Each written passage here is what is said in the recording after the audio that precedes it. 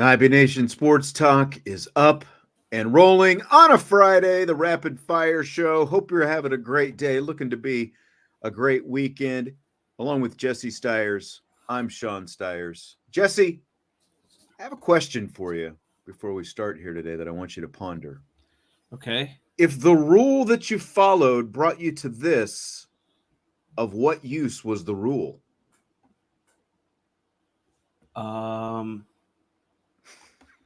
Well, if you didn't follow the rule, then you wouldn't be here. Right? It's from a movie. You probably have no idea what movie that's from, do you? No. You know I'm not good with this stuff. It's a little No Country for Old Men. I saw part of it this week. Javier Bardem. I was talking to Mom last night. Yeah? How'd that go? It was good. It was good. We talked for like an hour or so. Okay. Sure. But I didn't realize how much alone time you had this week. Quite a bit. Sister was at camp the whole time. Mom seemed to be working in the evening a lot this week. And so I was like, dang, Dad's probably just been sitting at home by himself. Hanging here in the house. That's right. Most of the week. Holding down the whole fort. All by myself. I don't know about you, but it's beautiful here today. It's like 74 degrees. The sun is shining. It's not hot. Like the dew point and the humidity is down. So it just feels like a nice, breezy, sunny day outside. It's really, I can't wait to go to the Guardians game later. I wouldn't say, well, I guess there's a little bit of a breeze, but it's nice. It's a little bit warmer here. I think that it is there. Gordian Knot likes your purple sweatshirt, Thanks. by the way. I just got it. It's a little weird. It says it's a Nike and it says "Be Nice" right here, and then it's got like a Nike logo on the back. I got it on sale for $30, so wow. I appreciate it. Yeah, for a Nike sweatshirt, that's pretty cheap. No doubt. Was it on clearance someplace or what? Yeah, it was on Nike's website on clearance, and you know I've been telling you we've been going through the wedding stuff, and so today I kind of made my last purchase for myself. Last superfluous purchases. Yeah. Before it's time to start socking all the money away. Yeah. Saving up. Yep. I haven't made a sports bet in a week, by the way. I don't know if I told you that either. You'll find yourself in Dario neighborhood here pretty soon. Yeah. You'll be asking permission for every penny that you want to withdraw from the account. Yep. Yep. I see it coming. All right. Well, hit the like button if you would as you filter into the show. We appreciate it as always. And as I always say, it does help us out quite greatly. So just do that. And of course, appreciate you subscribing on your podcast platforms and all that kind of good stuff as well. So Marcus Freeman and the crew did the ESPN car wash last couple of days, stopping in, talking in on multiple ESPN shows. He was on Sports Center and College Football Live yesterday. And then this morning, he was on Get Up with Mike Greenberg. And he also did First Take as well. And it was interesting because on you probably haven't got a chance to see it, but on the Get Up show, Ryan Clark is one of the, at least semi-regulars. I don't think he's on there every day, but Ryan Clark was on there, and they brought in, along with Marcus Freeman, Riley Leonard, and Jordan Clark, Ryan Clark's son. So that was kind of fun. See them chop it up a little bit, and they were together on First Take for a little bit as well. I don't know if Stephen A. was actually on First Take today. Didn't look like it from what I saw, but what a drag. Yeah, I know. He didn't listen to Stephen A. talk about something he doesn't know about in football. That's right. So the expanded college football playoff was a recurring theme of all these different shows. I did find it interesting that, everyone did want to bring up the fact that, hey, by the way, Notre Dame, you're never going to get a first round bye. The best you can be is a 5 seed and, all that kind of stuff. And we'll get to that here in a little bit. But a lot of different questions on the different shows about the college football playoff to head coach Marcus Freeman. For example, a team could now get into the college football playoff with 2 losses. So, Marcus Freeman, how does that impact Notre Dame? I don't think it changes much, right? Even if it was a 14 playoff, you lose one game, you lose 2 games, and they say, okay, you're not going to make the playoffs. Right. You still prepare to win every single game you play. Yeah. And now, the difference being that, hey, at the end of the season, some guys opt out of bowl games. Mm-hmm. But now it's still the same mindset in the regular season. No matter if we have a chance to make playoffs or not, we are going to prepare to win every game we play. Now, the depth is going to be important. Right? We have to make sure we are very strategic in terms of how we're preparing those scout team guys.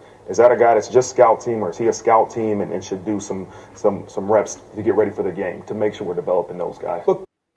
I thought the last part of his answer there was kind of interesting, just in terms of development and stuff like that, potentially getting ready for the playoff, Jess. But I like that answer. Yeah, go ahead. Because basically what he's saying is, I mean, he didn't want to like say it like point blank, but if they're 9-3 at the end of the season, well, actually, let me backtrack. As the season goes long, they're going to have to be honest with themselves and kind of self-evaluating. You know, are some of our higher end recruits developing enough by the time the end of the season comes, they will have a viable role in the playoff push, essentially, right? Because at that point, if Notre Dame's 7-5 at the end of the season, you're not going to burn someone's redshirt year for a game at the end of the season that doesn't matter. But what he's saying is, if they're 10-2, 11-1, and they're fighting in that playoff spot, well, now they're probably going to play some of those guys and burn the red shirt because they've developed. It's been a whole season, right? Like at that point, 5 or 6 months of development. And if they feel like they can contribute and put them over the top in some positions to ultimately help them win, that's what he's saying there. So it's like, it's interesting to me because if you start 6-0, you're probably thinking about, okay, what guys do we potentially want to use at the end of the season? But if you're 3-3, you're like, we're just going to redshirt everyone. You know what I mean? That's really what it comes down to. Yeah. And I mean, if you're getting, into the later stages of the season, they kind of asked him as well about, does it change who you're playing in games and stuff like that? And kind of like he reiterated, look, we're always trying to win the games. But to your point there, if you are either undefeated or even one loss and you're going into Stanford and it's a 500 Stanford team or a sub 500 Stanford team, I'm not saying that all of a sudden you're going to sit your starters and you're going to do that. I never favor doing that kind of stuff. I always say you start your best and then you get guys in based on, but you see like the NFL, do you mix, do you mix, more guys in and stuff like that, to kind of keep guys fresh and obviously anyone who's maybe nursing something late in the season. No, I understand that too. It's like the NFL where a team has locked up the number 1 seed or that first bye week. Do they rest that last week or do you not? Because there's a case to be made, like the hot team stays hot, right? Like you don't want to cool yourself off and kind of get out of rhythm. But if there's special instances where, like you were saying, maybe a guy needs a break or maybe, having 3 weeks off compared to 2 weeks because of some nagging injury would really benefit that player. Okay, let's work in maybe a younger guy here against a team that we feel like they can, still compete against, essentially. Like we don't need our top end player for this game, but rather than rest, the whole team, we're going to kind of pick and choose here what guys we want to sit out, essentially. Right. Mix and match. And that kind of stuff, especially, you obviously have to win those games to get into the playoffs. And once you're in the playoff, you're not going to start experimenting with who you're going to put out there on the field. But, again, like you've got Virginia late in the season this year. You've got Army late in the season this year, as an example. Like those could be some opportunities to kind of,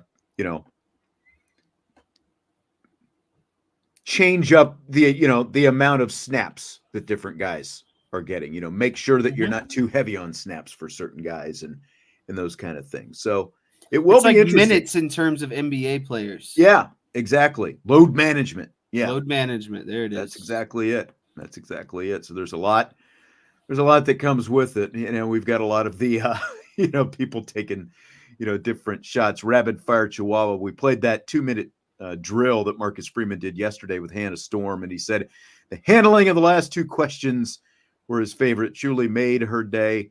It seemed like she was pumped. That's I when mean, she was how asking cool about, could it be to know that your husband is going to do play-by-play of the alma Right. mater that you went to? you're an alum and your likely husband's going to do it. Yeah. Right, which likely means she's going to be there every Saturday, Right. unless there's some sort of work obligations, right? So it's like, it's a win-win. And like, you know, Marcus Freeman has that a charming effect on people. He's a very soft-spoken guy. He's, you know, he's smooth. toned up. He's Is that what you want to smooth. say? He's smooth. He's a good-looking guy. Like, I mean, he just said he think could do 70 push-ups. That's got to go a long way. humble. Says I was, you know, I played at Ohio State, but you know, I was a crappy football player. Right.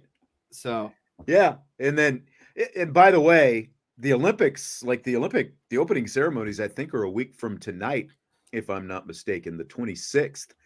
And Dan Hicks, part the of NBC announcer, for those maybe who aren't familiar with Dan Hicks, That's or don't his remember, jam. like he's the swimming guy. He and Rowdy Gaines have been doing the Olympic swimming forever. So the guy who does the play-by-play for the swimming, Dan Hicks, that's who's going to be Notre Dame's play-by-play guy on NBC for home football games this season. So you can tune in and check Dan Hicks out. I think it's going to be great. I think he's been kind of you know, he's never been considered, you know, kind of that top tier. Yeah, you know, like in the Iron Eagle, Brent Musburger, you know, whatever, you know. He's not like the Tom Brady of the NFL this season. But I think he's really good. I think that he's actually pretty underrated, actually, for a guy who's been at it for as long as he. I mean, basically, since Mike Tirico, it hasn't been great, in my opinion. And it's like, I'm not expecting him to be Mike Tirico because I think Mike Tirico is great. And I've like really enjoyed when he was here. But, you know, it's just like, he just doesn't need to be, he just needs to be better than what's been out there the last couple of seasons. And I think that will make majority of fans a lot better, especially me, because it's like, I don't get to go to many games anymore. Right. So like, I'm always listening wherever I'm, you know, whenever I'm watching, obviously I'm always listening to something or to someone. So it'd be nice if, you know, I'm assuming he's going to be better this season. So I'm looking forward to that. Sean Kelly, by the way, one of many Stephen A. Smith fans I see. He says Stephen A's he's not bad. He's just, I think they ask him to do too much, which is why he gets, you know, paid a lot of money, first of all.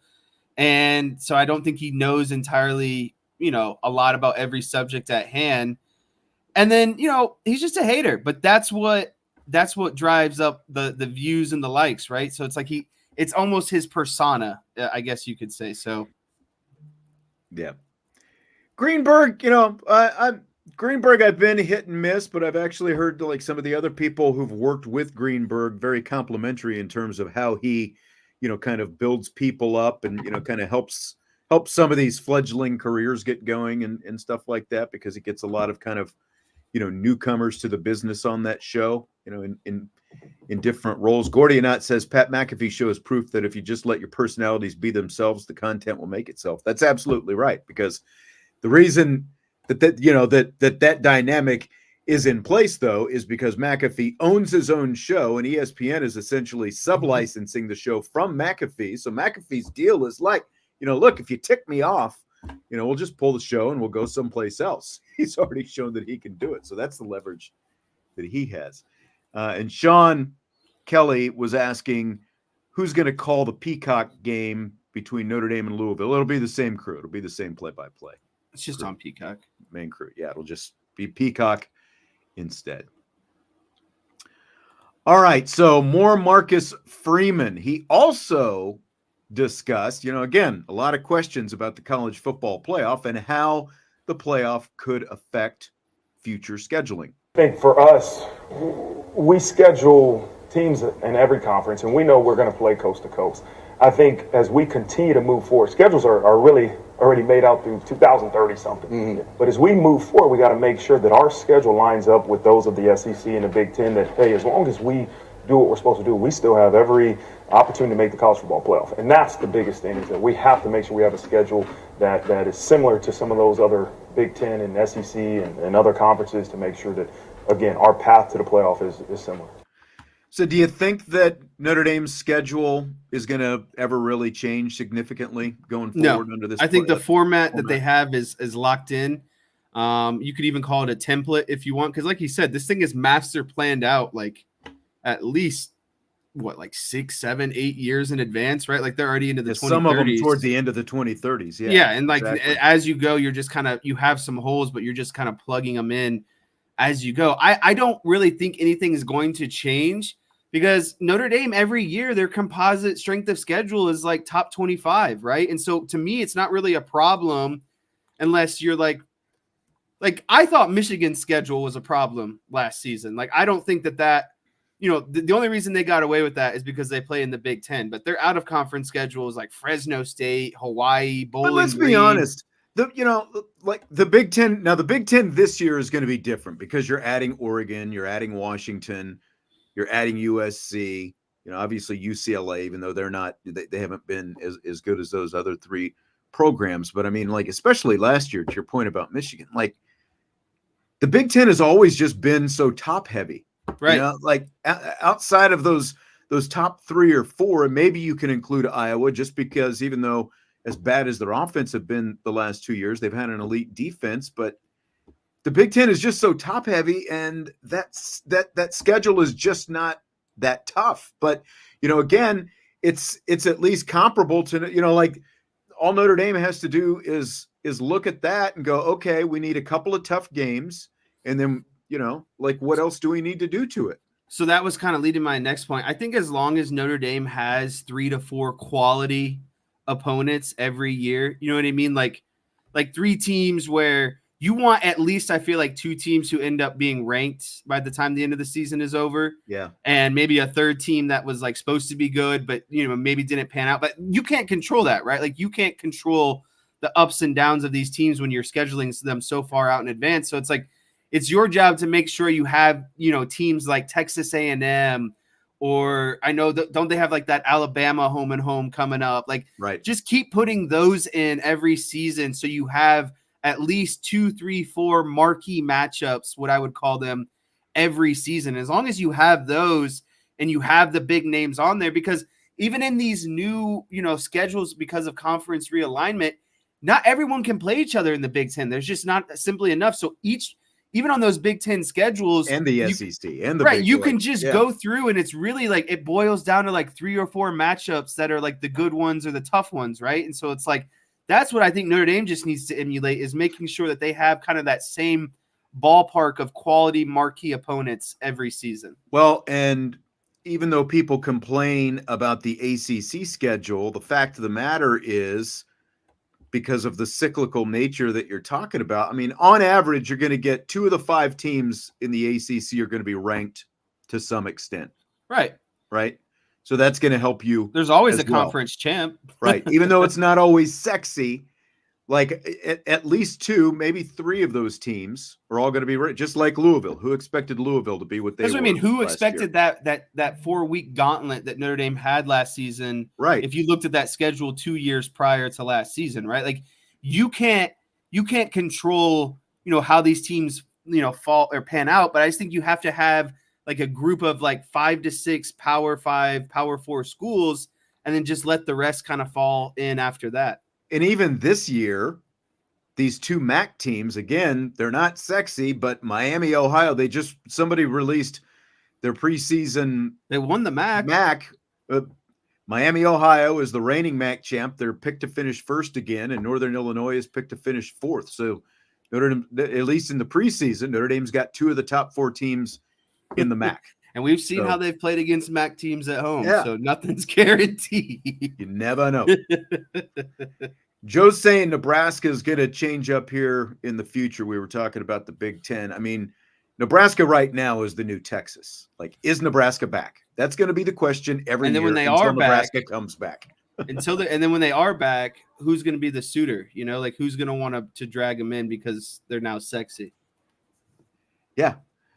And Weezer Juice says, until it hurts them, why change a winning formula in regards to Notre Dame's schedule? And I completely agree with that. Like, you just always hear shots at the schedule, and a big part of it is just simply because Notre Dame is not in a conference. Yeah, that's what it comes down to. But at the end of the day, year in and year out, Notre Dame is playing at least a top 15 schedule, if not Every time. top 10 schedule every year, the way it works out. So I'll be really curious to see, again, like if Miami and Northern Illinois live up to what their preseason expectations are, like those two teams might even help Notre Dame a little bit more than they thought ultimately when everything is said and done.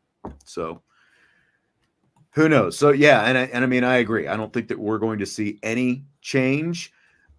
The only, I would put maybe an asterisk next to my last comment, because we will have to, we'll have to wait and see how these first few years of the playoff play out, just in terms of, I think how the committee feels about certain teams and how they feel about two lost teams and who's going to get preferential kind of treatment, or, you know what I mean? Like, what are they leaning towards? What are their tendencies of making kind of like tiebreaker decisions? Yep. Yeah. Joe says Notre Dame always has at least 3 or 4 ranked teams every year. And that's just the way it works out. And essentially, unless you're in the SEC, I don't think that really. Now, again, with the expanded Big Ten, that'll start to change, but not everybody's playing everybody in every given year. So that's like all the SEC teams are playing different schedules this year than they played for the last few years because of the additions of Texas and Oklahoma, and nobody's playing both of those schools in the same season. So it's all kind of spaced out. It's going to look a lot different. And we'll just kind of have to wait and see how the committee evaluates and values, different things in this 12-team format. So Marcus Freeman, as we continue, as Henry wakes up, during his ESPN Blitz, discussed how Notre Dame not being able to be higher than a number 5 seed in the expanded playoff factors into preparation on and off the field. I think our approach to the season hasn't changed much. We have an objective to obviously win every game we play, and we have our process and our plan to make sure we're ready to go. The planning has to become after week 12, right? We're different than some other teams that are in conferences. We don't have a chance to play for a conference championship, but we also have one less game, so we won't play that week 13 championship game. So we have to utilize that week. Then what are we going to be doing from week 12 to the first round of the playoffs? We have to have a great plan. You're talking about trying to practice when guys have finals. You're talking about an early signing period for high school recruits. There's a lot of different things that we've been preparing for that I think we have a great plan. I think it's interesting that they're looking at this stuff. They've already obviously given this kind of stuff some thought, the fact that he's talking about it now. Yeah, I think that he brings up a good point of, to me, it's like if you're not going to play in the conference championship, that's such an advantage for Notre Dame that even if you're not going to get a top 4 seed, it really doesn't matter because 1, you get to host a playoff game if you're the 5 seed, and 2, you get a second week. You basically get an extra week of break compared to everyone else to game plan, to rest up, to, like you said, get through some recruiting stuff. Maybe guys have finals. Maybe it's just kind of more work, doing more team workouts in that time frame and more treatment and stuff like that. But they now have an extra week to navigate that's different kind of compared to everyone else and less intensive, really, at the end of the day. They don't have to gear up for a game. They don't have to play, probably a top 10 matchup because we're talking about conference champions here. So I think that there's definitely ways, that Notre Dame can utilize that extra week off. And it's nice to know that they have thought about it because, again, what are the expectations at Notre Dame? And it's clear that is their expectations as a coaching staff. Is we're not here, it's no longer, I'm sure they're not walking out there and saying, hey, we're going 12-0. It's obviously a week-by-week focus, but the goal is still, okay, if we handle our business week by week, at the end, we should be 12-0 or 11-1 or, whatever that might be. So we're going to have that intention of the entire season. And then if something kind of goes wrong, then we'll decide to, navigate after that. So I like that approach and mindset that, that's what we're shooting for this year. That's the expectation.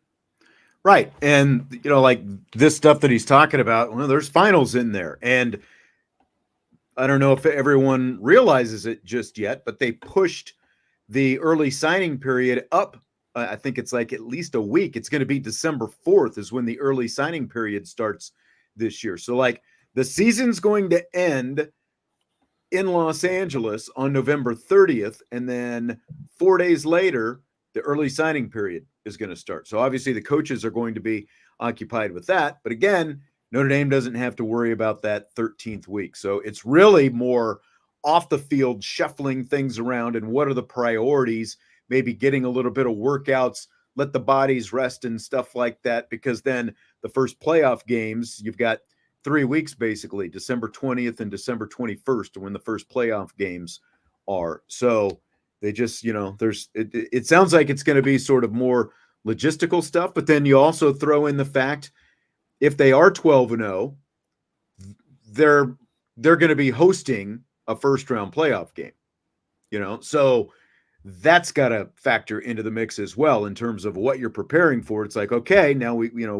12-0, maybe even 11-1. There's a good chance we're going to be hosting a playoff game in 3 weeks. So they've got to get the ball rolling with that. And obviously the college football playoff is going to be part of that as well, as far as logistics and organization and all that different kind of stuff. So there's just a lot of things, and they've obviously been giving this a lot of thought, because this is the one thing that you can give a lot of thought to right now, because the season hasn't started yet. You've had a whole off season, and you've got a whole administrative staff over there that is going to be, that's had a lot of time to look into and prepare for that kind of stuff.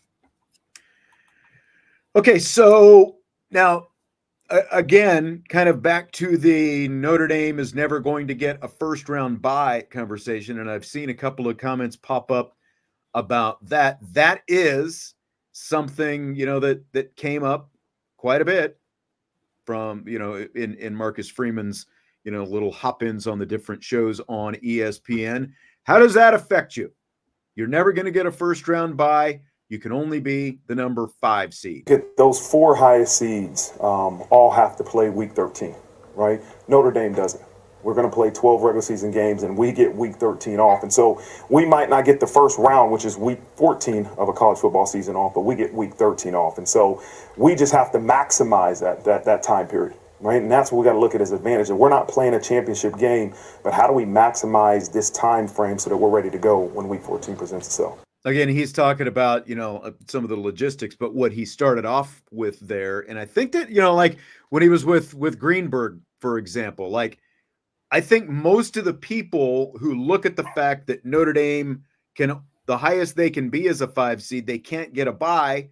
Again, a lot of people have looked at that as a negative, but when Marcus Freeman kind of responded in that way, it's like, well, it's just a matter of where your bye comes. Like these other teams, I mean, it's still a bye. It's just championship game. A week before when some of these other teams would get it. So it's just like he said, we're not looking at it as, an advantage or disadvantage, or what are we getting or what are they getting in these hypothetical situations. It's just, we're going to have a week to ourselves that's, a little bit different than when some of these other top 4 seeds are getting it. And I really liked his response, because it's, how do we maximize it? How do we allow that to be towards our advantage? Because they are technically getting a bye week. It's just a week before everyone else would be getting it, essentially. So I like that mindset, and I like that answer, because I do think that you have to take advantage of it if you're only going to play 12 games and not be in a conference championship. Well, and I think it's also a huge advantage if they are in position to get to host one of those first-round playoff games, because that's an extra week where they don't have to worry about travel and all those other logistics. You get to stay home, and but you can start planning for being able to host those games. I mean, especially if the conditions are bad outside, yeah. That's such a huge advantage. Yeah, exactly. There's a lot, I think, that a lot of that's in Notre Dame's favor that, again, I don't think most people have considered. It's really, and again, it's something that we've talked about a ton on our shows when this subject has come up. The teams that get to the conference championship game have to play their 13th game right away.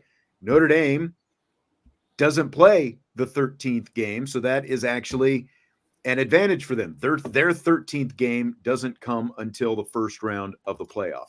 So, that's, again, it's just a matter of how you want to look at it. And I think that, as we've talked about before, I think it is an advantage for Notre Dame that I think a lot of these schools would like to be in. So much so in fact, that there's already, with these conference media days the last couple of weeks, some of these reporters have been out there talking to different coaches in different conferences. The Big 12 was last week. The SEC was this week. The ACC is coming up next week. And I think the Big 10 is coming up next week as well. But there's an article in The Athletic about how college football coaches are already concerned about how the expanded playoff and how they could be impacted by playing in conference championship games.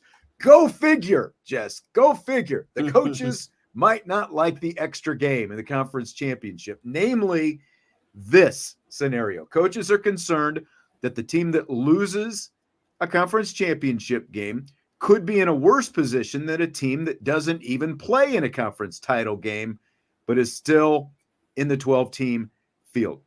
Things they cite in the article: the losing team would have to play the extra game for one thing, and then the other team will have had an extra week off to rest and prepare, whether it's Notre Dame or any of the other, teams that didn't make it in there. Another concern is that the losing teams would be penalized in the rankings, falling out of a first-round home game or even out of the 12-team field altogether. Like if you had 2 losses going into a conference championship game and then you lose that game, now you've got 3 losses, you probably are going to be on the bubble to even make the field. And the way the new playoff is set up, it creates a high-risk, high-reward situation for getting in to the conference championships, and the top 4 seeds that get the buys into the quarterfinals, they're conference champs. So teams need to make the conference championship to have that bye. But again, you make the game and lose, how much do you get penalized? This year, the first round games are going to be played 2 weeks after conference championship weekend. So it's, again, Jesse, I think it is really interesting that they haven't even played these games yet, and you've already got coaches who are concerned about this. And it just seems like, is it possible? Is it just possible that Jack Swarbrick actually got it right when he helped to put together this expanded 12-team playoff field? I mean, I think he 100% got it right, because Notre Dame doesn't have to really worry about any of the concerns that were just outlined in that Athletic article, right? Yeah. And so, I think that is ultimately what makes it's nice to be on this side, because I could say this, but that's what, it makes a lot of people mad, because I think people realize that Notre Dame can kind of get its way. You know what I mean? They're in the bet, they get their own contract. They don't have to worry about conference championships. They don't have to be worried about penalized about maybe losing a game right before, the selection into the college football playoffs. So I understand some of these gripes. I think that, I think that the conference championship should be looked at in 2 ways. If you're a 1-loss team, the game really shouldn't matter. You know what I mean? If it's 1-loss team versus 1-loss team, you're basically playing to get a bye in that situation. Yeah, both teams should ultimately get in, and I don't think that and that's what we were talking about. How is the college football committee going to kind of, look at this new expanded playoff? Because if Oregon and Ohio State are both 11-1 and they're playing in the Big Ten championship, I'm not going to penalize a team that loses that game, right? I don't think that they should be ultimately penalized. But if we see an 11-1 team versus a 9-3 team, it's almost like that 9-3 team needs that kind of verification that they belong, right? So I think, and you could very well see that in the Big 12, for example, so I think it comes down for that situationally. Honestly, is right. If there's 2 teams who are evenly matched, again, I think the committee should look at it as, okay, this is just an extra game, it is what it is, but it's really not going to hurt either of these 2 teams. But if we're talking about teams that have, at least a loss or 2-loss gap in their records, then yeah, I think the lower team, the 9-3 team, the 10-2 team, should be more under a magnifying glass, because that's, again, the verification that you belong into the playoffs type situation. So I see those conference championships as more situational. I hope the committee does the same thing. But I mean, back to the topic at hand, Swarbrick hit this thing out of the park. Swarbrick, sorry. You always had that CH sound. It's because of Kyle Schwarber and his longtime standing. I've noticed, though, you're not from the East Coast, but listening to, it seems like more East Coast people, I hear that a lot, like the sh sound where there's an S, that they make. But I think he did as well. And and I've said this before. I've eaten it before. My immediate reaction when the 12-team proposal was first announced 4 years ago, or however long it's been now at this point, I was like, it's like, are you kidding me? He's agreeing to a plan, or he helped design a plan, and he's not even going to get Notre Dame a bye. But again, as you sit down and look at it, there are a lot of advantages for Notre Dame that come with this. So many that I think that there are probably a lot of teams in these conferences who probably wish they didn't potentially have to face that situation, especially like what you're talking about. If you're the 2-loss or the 3-loss team, it's basically all or nothing. Right. Once you get into the conference championship, it's win and get in. Yeah, because you lose that game, especially if you get blown out by. That's what I mean. In that game, you lose by like 3. It's just the eye test, honestly, is what it is. That's right.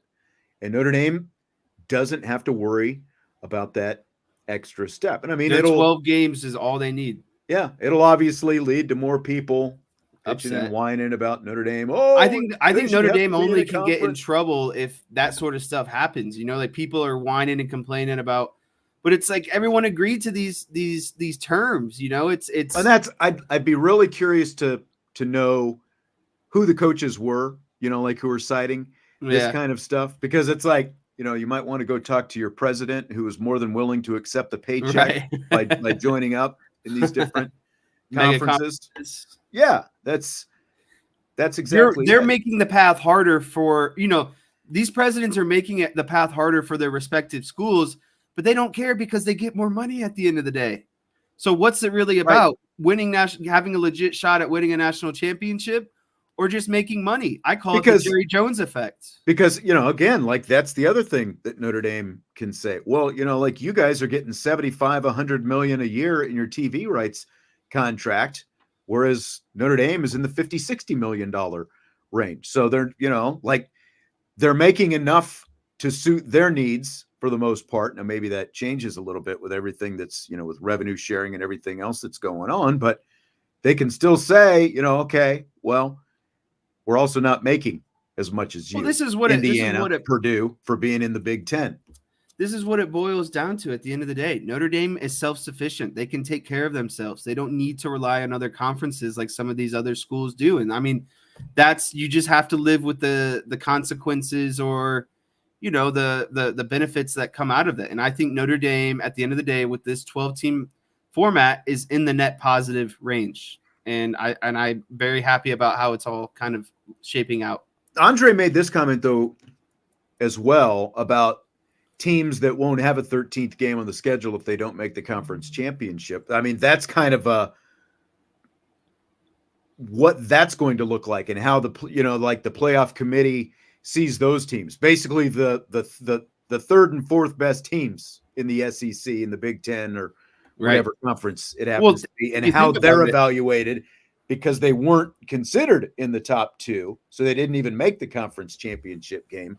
Like, how are they going to be seen? Because that's a hoop by being the number 3 or 4 team that they don't have to jump through at the end of the season. Yeah, so I think that this is a valid argument, but we have to realize too, when we're talking about, there's 4 conference championships, so that means there's 8 teams. So we're talking about at 8 of the 12 potential playoff teams will be playing. That's 2/3 of the potential 12-team format. So really, this only affects the minority. The majority of the teams that are playing in a conference championship are going to play a 13th game and likely be in the college football playoff as well. You know what I mean? Like, this is right. So I understand what they're saying, but I still think that this only still affects, this 13th game only affects a few teams, like maybe Notre Dame, a group of 5 school, and like a lingering SEC team, essentially, or a Big Ten team. Right. Because I think that's what it's going to be, is you're going to have your 4 conference champs, Notre Dame, if they're in there, a leftover SEC, a leftover Big Ten, a group of 5, and then, maybe one more after that. Right. So do you think that conference championship games go away in the near future? Do you think they're here to stay regardless? I think as the playoffs continue to expand, you would almost consider those first round games kind of conference championship games, right? Like I think ultimately there might be, because why do we play conference championships? Because it creates more money and more revenue at big venues and big stadiums. So if they're getting those matchups and similar numbers and similar revenues, why not just get rid of them and call it the first round of the playoffs? Yeah, like if you can replace that piece of the pie with more college football playoff revenue, I think it makes sense, because why would you want to put and again, I think there's no incentive for some of those really top tier teams to play in that game either. Exactly. I heard one of the national writers say, well, the SEC is never going to do away with its conference championship game because there is so much money that comes with it. And I mean, they were the first ones, to have it. But I think ultimately with everything that it's become, when you've got that many teams in one conference, and obviously the SEC wants to make sure they get as many teams into the playoff as possible. I mean, every conference wants that, but the SEC, they're going to be the ones that, I mean, they're largely driving the boat right now. Like, you can kind of throw the Big Ten in there, but it's still the SEC that's driving the boat with all this stuff. And I mean, wouldn't you make the argument too that like the championship games are almost irrelevant, because I care more about the regular season champion, because it's a full body of work and not just one game. Right. That's exactly it. All they are is a TV product and an extra moneymaker. There's no an extra trophy. There's no actual tangible value in it for any of these conferences. I think all you do is stand to hurt one of the top two teams in your conference. Right. I think that there's more risk than reward. Probably like 90-10 would be my scale. Well, then it's almost like, how intense do they take that game? Because if a 9-3 team needs to win to get into the playoff, and a team is undefeated or one loss, it's like, we don't necessarily have the same intensity about this game. We don't want guys to get hurt before going into the playoffs. So it's the only extra benefit is getting the bye by winning the game. I guess what I'm afraid of is, what if this turns into a bowl game type situation for some of these teams, where they're just like, our guys are going to opt out of playing because there's no benefit, because we're looking onto the playoff picture.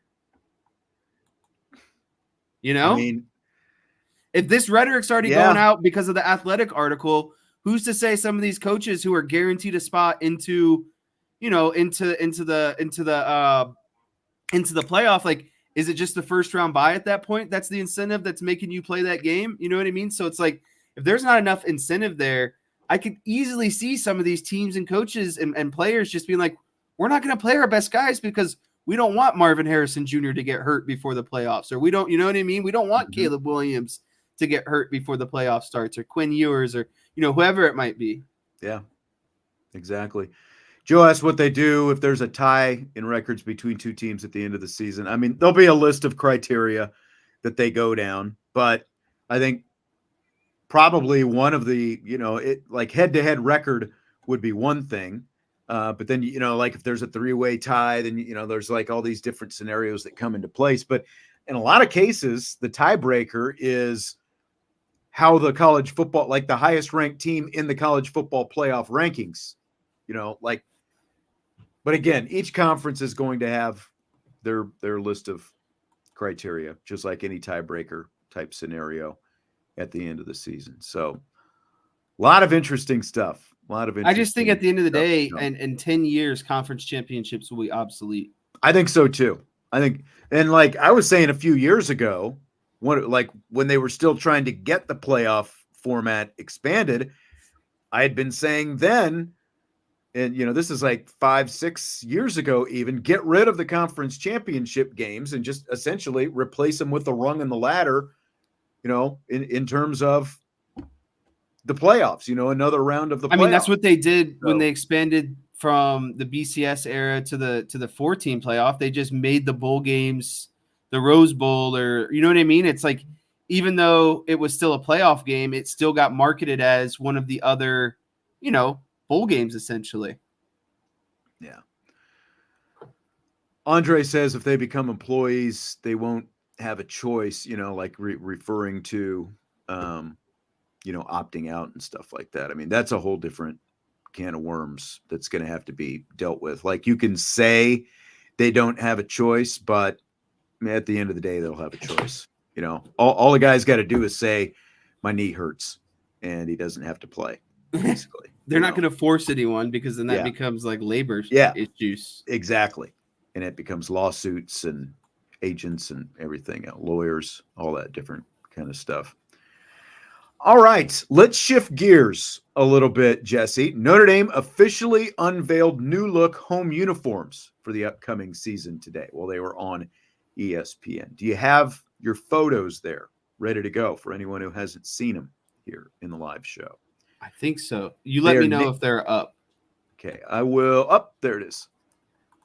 So let's put it up here. So there's one of the shots. That's the side view. There's the shoulder view right there. Navy blue with white numbers and gold trim around the numbers. You can't really see the numbers. There you go. There's a shot of the front with the numbers. They also have the interlocking ND logos on the sides of the shoulders, but instead of white letters with gold trim on the ND like they had last year, the interlocking ND is just all shiny gold. So not a whole lot different, but these are also pretty similar to the ones that, you know, we saw photos of in the bookstore about a month or so ago. How do you rate the look on a scale of 1 to 10? Yeah, so for me, like, there's really 3 changes. The gold ND monogram, you know, the metallic gold. The numbers are now outlined in the same metallic gold. And then I don't know if you noticed this, real subtle, but they moved the Under Armour logo from the left chest to the middle of the collar of the uniform. So, like, again, nothing crazy. The Under Armour logo changed a little bit. No, I'm giving these an 8.5 out of 10. I think my only gripes about it is I wish the ND monogram was a little bit smaller on the shoulder pad, and I wish they would have outlined it in white instead of allowing it just to kind of fade in with the blue. That's my only gripe. That's the only thing that I would have done differently is, you know, the size. I hadn't even thought about the size, but I would have at least put white trim around the ND. I don't know why they're allowing it to fade into the blue uniform like that. Like, allow it to pop a little bit more. Yeah, it almost gets lost. Well, and it's like you have the outline on the numbers, so like, why not just continue the outline on that? So it's like, again, these were, you know, I'm just going to actually round up to a 9 out of 10 because I don't think that the size of the logo is too crazy. Like, I would shrink it just a little bit. And again, if it had the outline, that's really what would do it for me. But I think they look sharp. I'm glad that they're outlining the numbers on the chest, you know, the actual numbers. Like, that's more of an importance to me. And I like the way that the ND monogram looks on the side. And I like that they're doing it in gold because that's Notre Dame to me, gold. Yeah, I like the numbers. I think the numbers look really good. The white with the gold, and it is actual gold this year, whereas last year it was kind of that, like, a more like mustard tinge, you know, like people complain about with the pants. Interesting that we were only seeing the jerseys here. Like, everyone there's been a lot of clamor for, like, just make the pants gold already. Stop with the mustard color and all that stuff, but we don't know exactly what that's going to look like. I'd give them a 7.5. I'm a little bit below you just because, like, it's the ND on the shoulders that I think could it you know, again, they don't quite pop enough because of, you know, just that gold, and you're probably right. It is a little bit over. So I might push it to an 8. I think they're really solid, but I think I'm glad they're not. I think there's room for improvement. I'd rather them go simple than gaudy at the end of the day. Oh, for sure. And I think that these are. I like that they're trending more towards the simple. I'll be curious to see if they wear any green again this year. Like, are they going to go green for the Florida State game? Would you ever want to see them try to put green in a uniform like this? Like maybe like a green shamrock instead of the ND monogram on the side of the sleeves. Like, what if they did that? So you're saying just a green shamrock on the blue? I'm saying, yeah, like if they had their uniform now, and instead of the ND monogram, what if they put like a gold shamrock that's outlined in green, or like a green shamrock that's outlined in white? Basically, replacing the ND monogram with just a little splash of green that involves the shamrock. I think that'd be pretty cool. Yeah. Golden Playbook says he doesn't like the Under Armour in the middle. He likes it more to the right side or the left. And see, I knew as subtle as it would be, someone would have an opinion on it, right? I liked it when this has been a while, but they had a little green shamrock. Well, but people have talked about the dome, but there was also a year or two where they had a shamrock on the front chest, like right below. That's what I mean. I think you could work in like a nice little, homage to the green shamrock somewhere on the uniform. I think that would be cool. I like it when they work a shamrock in when they can. But again, they're solid. At the end of the day, a uniform's a uniform, right? I mean, they're not going to go crazy with it. But I'm really curious to see if we get green this year. All right. So, Lane Kiffin, he was on the Paul Finebaum show this week. I teased this yesterday. You did. Got a little tease on this yesterday. They were at SEC Media Days, and Kiffin brought up how he got fired as head coach at USC and the part that Finebaum played in it. Game day, you had to make your big splash, and they were watching it. Because I know the other person in the room that was watching it with them. And you said, what a joke I was. I'm the Miley Cyrus of college football coaching, and I should be fired. And they looked at each other, and later that night I was fired. So, but hey, look what happened. I would have never gotten to work for Coach Saban. All these other things wouldn't happen. So I appreciate you for helping getting me fired. Thank you. Look at what you're doing today. You're predicted to go to the play. Look at Miley Cyrus. She's had a nice comeback. So you were wrong with that. I mean, you put me down with that. So really, I don't really know what you're good at. Like you predicted that Coach Saban was done. That didn't happen. You basically said Miley Cyrus stinks, and she's still going. Yeah. I mean, who's it a bigger insult to, Miley Cyrus or Lane Kiffin? Like Miley actually won her first Grammy this year, but Lane's doing pretty well also in his comeback since then. What did you think of that little exchange? I love Lane Kiffin. Like I love that he really snuck in there. Really, I don't know what you're good at to Paul Finebaum, because I think Paul Finebaum deserves his own medicine. Like if you're gonna sit up here and people listen to Paul Finebaum, like it's like Lane Kiffin jokes, like he said, I appreciate you for getting me fired.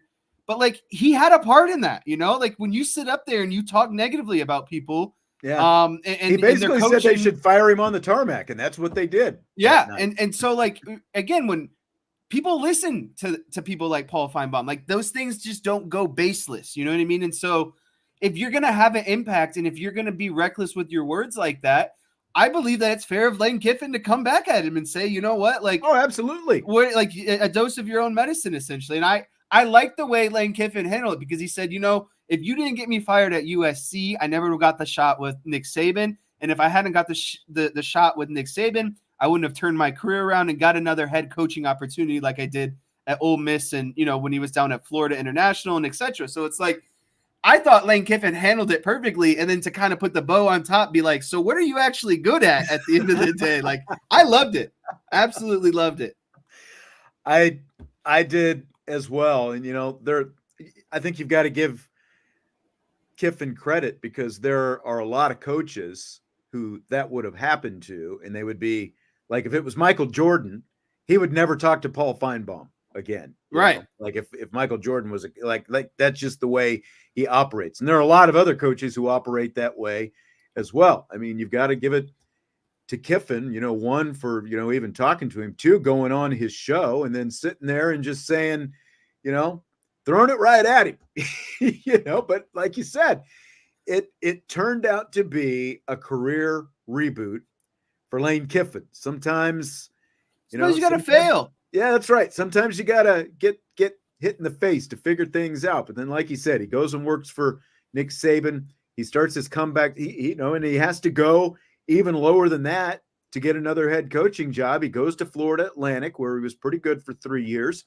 and he's going into year 5 at Ole Miss. He's 60-28 overall since he restarted at Florida Atlantic, between Florida Atlantic and Ole Miss. 60-28 at a couple of places that are, they're not known for winning football games, either one of those schools. Yeah, and it's like even in Ole Miss, he's competing in the SEC, and like they're a team that's like they're gonna knock off probably a good SEC team every year. You know, like Ole Miss is, I give them a good chance of knocking off Alabama, Georgia, LSU, like one of those three every season. Like they're in fighting contention to me to be one of those final teams, you know, to be in the SEC championship. Andre must have started the show late. He says, "Is it rapid fire time?" Almost. Well, Andre, the thing is, this whole thing is rapid fire today. So you're in the middle of rapid fire, baby. We're just firing them off left and right. So yeah, that's what it is on today's show. So hope you're enjoying it. We're having a good time. All right, fill in the blank. It's blank that former Alabama head coach Nick Saban is picking Georgia and Texas to play in the SEC championship game in his first season as an ESPN analyst. I find it to be pretty petty, but it's pretty funny at the same time, because it's like basically what you're saying is like Alabama is the favorite every year to go. And so what Nick Saban is saying is like, well, that's because of me, and they don't have me anymore. So I'm not picking them to go to the championship anymore. Right. I thought the part that was the part that was more interesting, and the part that was more funny is they were talking to, I think, one of the Alabama offensive linemen at SEC Media Day. And he said, well, how do you feel about your old coach, the guy who recruited you, saying that you're not going to go, you know, onto the championship? And basically what he said is, when Nick Saban was coach, he said, we can't worry about, you know, what fans think of that they're living in their mom's basement. Right. And basically this guy said, well, why am I going to worry about what Nick Saban's saying when all he's doing is being retired and playing golf all day? So yeah, that's exactly I like right. that. You know what I mean? And so I like that mindset by these Alabama players that, you know, yeah, it sucks. They lost one of the greatest coaches of college football of all time, but they can't care what he thinks anymore, right? Like they have to worry about their goals and their objectives. So at the end of the day, it's just a prediction, but it's still petty because Nick Saban was never picking Alabama. Well, I didn't think it was petty. I mean, I actually, you know, the biased way to go was if Nick Saban just said, well, I used to coach at Alabama, and now I'm picking Alabama, you know, to win it all.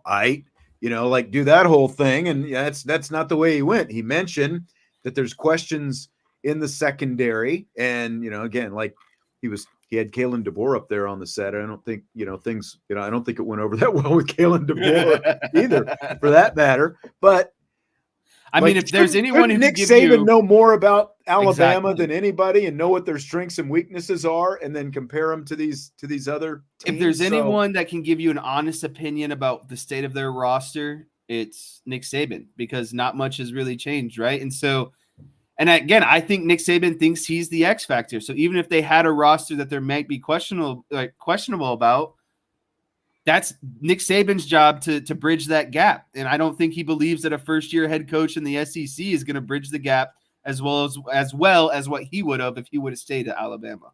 He's the rat poison now. Nick Saban is part of the rat poison that he told all of his players to ignore. Exactly. Forever. So he's now one of. But it's part of the game now. It's part of the game. You want to be in that world.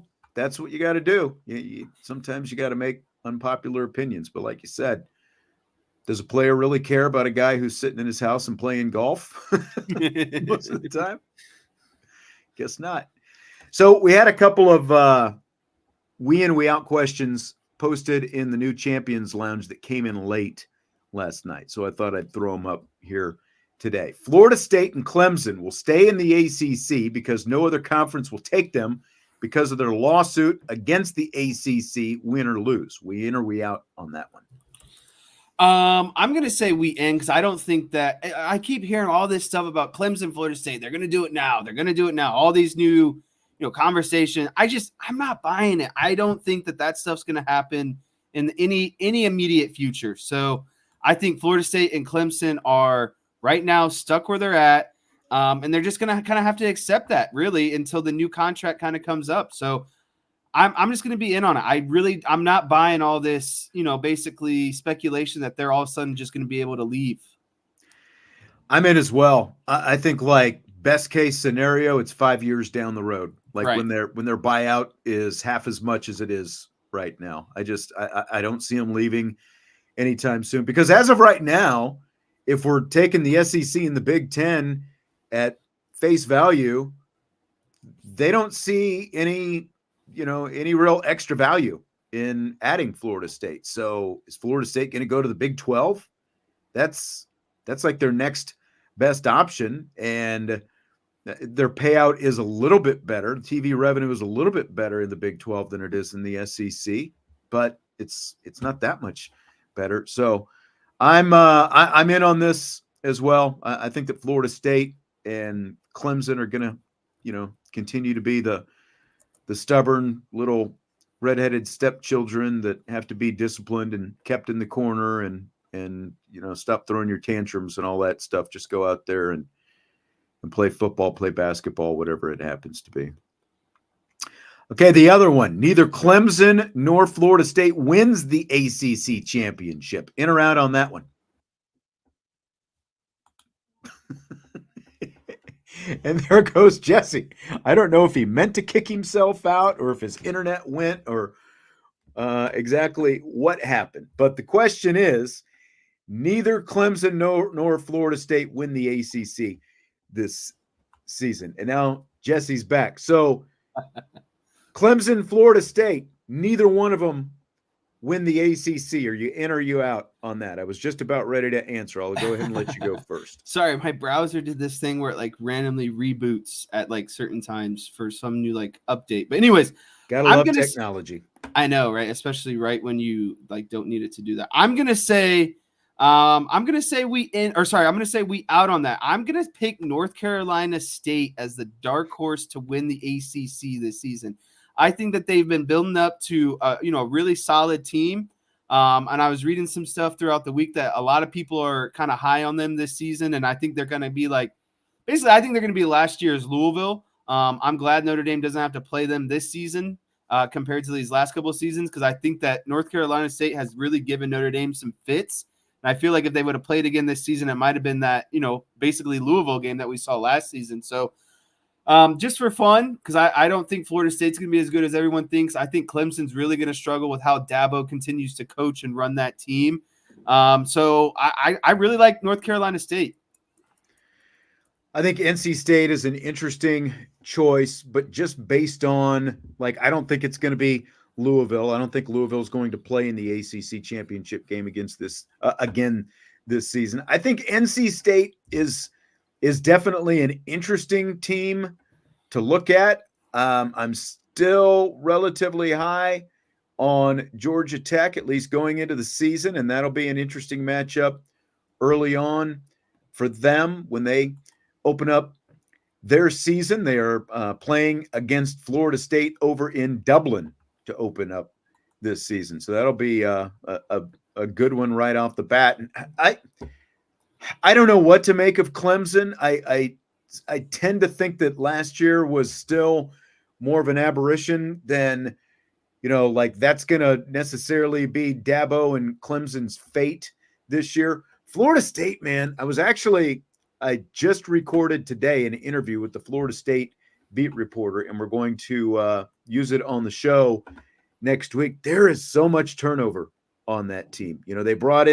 They remind me a little bit of USC and Lincoln Riley's first year, just in terms of how they had to go to the transfer portal for so many key guys. They lost so many guys to the NFL. How much do you really believe in DJ Uiagalelei? So I'll go in. I'll go in as well. I will say that someone other than Florida State, come on, give us a name, ends up winning. I don't know. I think it's going to be really. I think it's going to be really competitive at the top of the conference. Like I said, I don't think it's going to be Louisville. I don't want to go all in on Georgia Tech, but they do intrigue me. I mean, they've got enough questions of their own to answer, but I think that game to open the season against Florida State is a really potential statement game for Georgia Tech. That's the closest I'm going to come to saying. And guess who's on Notre Dame's schedule? Georgia Tech. Georgia Tech. I know. So that's you've answered two questions in one there. You think that's a potentially trap game for Notre Dame then? DK says Virginia Tech before NC State. I just think it's going to be really really competitive. I still think that Florida State, even for, all the turnover and the questions they have, there's still a ton of talent there and a good coach. The question is just how quickly it comes together. And it's not like they have an overly difficult schedule. Like if they don't lose to Georgia Tech, they should be 5-0 when they play Clemson the first weekend of October. Then they go to Duke, then they go to Miami, then they get North Carolina, Notre Dame. They finish against Florida at the end of the season. I mean, they'll be done with conference play, Florida State will, on November 2nd. That's crazy to me. But I guess the fact that you're starting off with Georgia Tech, starting off with the conference game is kind of part of that as well. All right, final question, Jess. Work from home or work from the office is the continuing debate. You do the hybrid model. Which do you prefer? So are all three options on the table? Fully home, fully in the office, or hybrid? Sure. I have to go hybrid because like it's not a matter of the work or that sort of thing. To me, the hybrid allows me to get into my personal life easier, right? So like let's take Thursdays for example. Like Thursdays for example, knowing that we have to start this show at 5, there's some days I'm going to work hybrid or be at home because I don't want to leave the office at 4:00 and try to deal with traffic and then get here and start the show at 5, knowing if I just stay here the whole time, I'm good until 4:30, it just gives me more time essentially. And especially like on Fridays when, I want to start the weekend, or on Wednesdays when I have baseball practice with my team, like it just allows me to get into stuff that I have after work on a less stressful schedule, essentially. Like I can transition into my next task more easily and not be stressed. And let's be honest, like I save so much time. I don't have to worry about an hour of commute. I don't have to worry about wasting gas. I can sleep in longer. I don't have to get up and, get ready and do those sort of things. So to me, the hybrid is the best option because there are some days where I do need to be in the office. Maybe I'm working on a project and the team, we need to collaborate a little bit more, that sort of thing. So I think hybrid's the perfect answer because of kind of what I was just talking about. Yeah, and like Joe says, he can't work from home, too many distractions. And I mean, like, especially that was like something like people with kids, when things shut down and everyone was working from home there for a while during COVID and all that kind of stuff. It's like people couldn't wait to get out of home and get back into the office. For me, like, I've kind of got the work from home figured out. There are times where it is nice, just to get out a little bit and go someplace else to work. And, so like for me, I'll go to a coffee shop or, like to the Meyer Deli or something like that sometimes just to kind of get out and those kind of things. That was because like the office, like the office that I worked at when it was the radio station, for example, there just wasn't a whole lot of socialization. And like to Joe's point, too many distractions. There were people who I would work with, depending on what time of day it was, who would tell you that there are too many distractions at the office just because, like they didn't like certain people bugging them and, that kind of stuff. So work from home works, but it is nice to be able to get out because, again, you're also, it's a much more flexible schedule when you don't have to worry about, is the boss watching or, right. Like, are they paying attention to when and I'm that's here what I and think I'm makes not. it easier for me is I work in an industry where stuff's got to get done. Like there's deadlines regardless, projects have to be met. We're being paid by someone else. So our product has to be delivered at a, certain time. And if it's not done, it's very evident. So I would agree though that the thing about working at home is I do miss the social aspect. So it is nice to go into the office and talk with coworkers and joke around and stuff.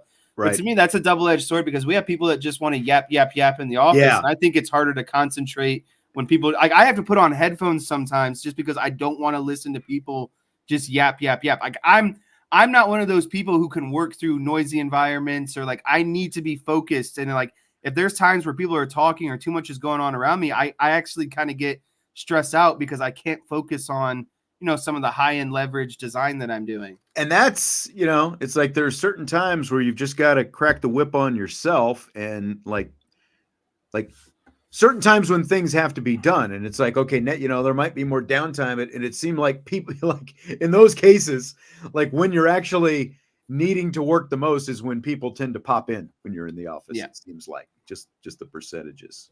So to go back to the Georgia Tech Florida State game, Josh was asking in Dublin, and the answer is yes. Yes, indeed. But we'll have more on Florida State next week. Kurt Weiler, the Florida State beat reporter for the Osceola.com. He'll be with us next week to do a little training camp preview. A lot of questions that they have. We talked about the future of Florida State and a lot of other stuff, like DJ Uiagalelei. And again, they've got a lot of turnover on that roster. So you'll hear from him on next week's show. And at that point next week, we're going to be just a little over a week from the start of Notre Dame's fall training camp. So it's coming. It's coming. You know what we're going to do Monday? Breakout players. Breakout predictions. Make me break out. That's right. So get ready for it. You've got all weekend to prep. ESPN just posted an article of the top college football stadiums. Maybe we could talk about that next week too. Okay. All right. We can do that. All right. Well, you've got a baseball game to get rolling to tonight. Enjoy that. Have a good weekend. Thanks. Everybody else have a good weekend as well. Hit the like button before you leave. We appreciate it. And we appreciate you subscribing on your podcast platform, wherever you happen to listen. So thanks. Have a good weekend. And we will talk to you next week on IB Nation Sports Talk.